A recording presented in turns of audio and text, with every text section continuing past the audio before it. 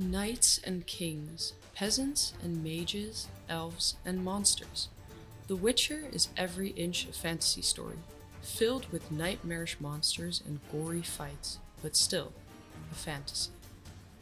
CD Projekt Red, the studio that made the Witcher video games, had an intriguing assignment: to visualize the spectacular Witcher fantasy world as imagined by writer Andrzej Sapkowski. How did they translate his epic tale from the book pages to a computer screen?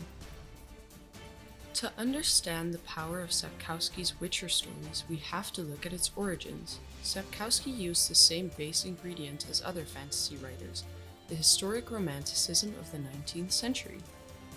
This gave us Sir Walter Scott's Ivanhoe, but also The Lord of the Rings and Game of Thrones in later centuries. They're epic tales of noble knights and damsels in distress, with the occasional mage or druid thrown in for good measure. Sapkowski did not use medieval England as a template and strayed from the romantic view on nobility and courtly love evident in Western fantasy. Instead, he looked at the darker patterns of Eastern European history, when wars were endemic and happiness scarce.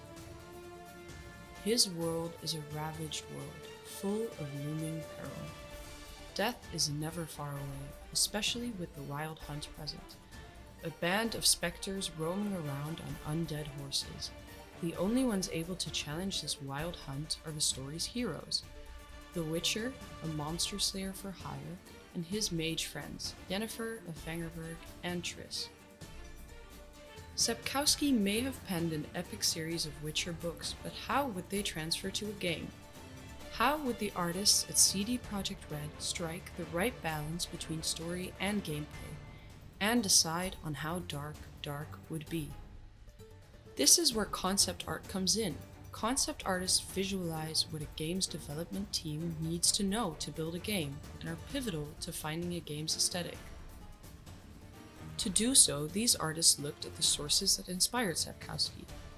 The towns and places in the Witcher world, for instance, all stay close to Sapkowski's Polish roots. A city name like Novigrad, for example, means new town in many Slavic languages, and is used in-game.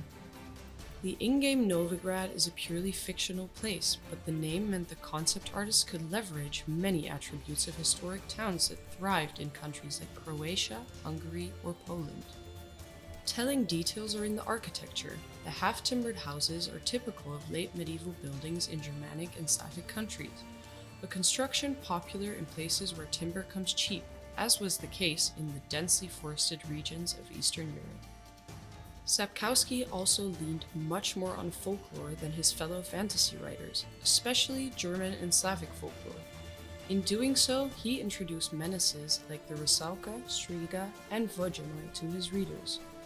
This made for easy research for the concept artists. As many artists were themselves of Polish origins, they would have imagined the shape of specific monsters from their bedtime stories. There's the Neckers, for instance, small scavengers who hunt travelers in groups, and the Crones, 3 witches who collect people's ears to help them listen to the woods. There's the Rusalki, water nymphs not unlike sirens and mermaids in appearance and behavior. And the Vodyanoi, fish people who board your ship when you least expect it. It's this dark and Eastern European aesthetic that inspired not only the makers of the Witcher games, but also artists that designed the Netflix series and others. Take this tribute artwork by the artist Necro, called Linked by Destiny, who reimagined Geralt of Rivia in digital art reminiscent of late Gothic wooden statues.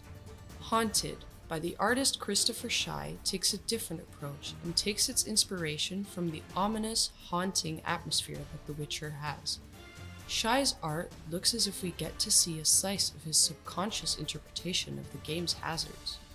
Or take No Gods Nor Masters by Chris Behrens, who takes us back to the woods where every haunting The Witcher monster originates.